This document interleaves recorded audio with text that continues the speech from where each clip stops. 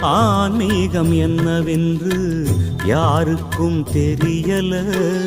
காரணம் ஆண்டவன் யாருன்னு புரியல.